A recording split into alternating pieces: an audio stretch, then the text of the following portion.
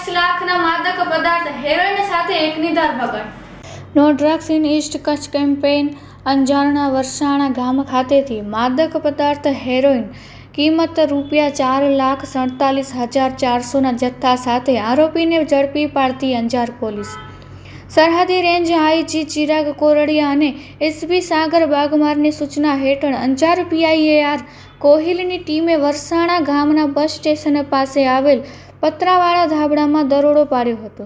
આ કાર્યવાહીમાં 44.74 ગ્રામ હેરોઇન, જેની કિંમત ₹4,47,400 થાય છે, તેના જથ્થા સાથે પ્રકાશ કુમાર હરિગારામ બિશ્નોઈ નામના શખ્સને ધરપકડ કરી માદક પદાર્થ અને મોબાઈલ સહિત કુલ ₹4,52,400નો મુદ્દામાલ કબજે કર્યો છે।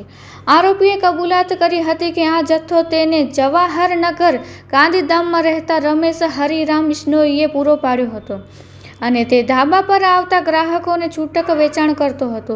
પોલીસે એનડીપીએસ એક્ટ હેઠળ ગુનો નોંધી વધુ તપાસ હાથ ધરી છે। Report by Bharati Makhijani, Anjar.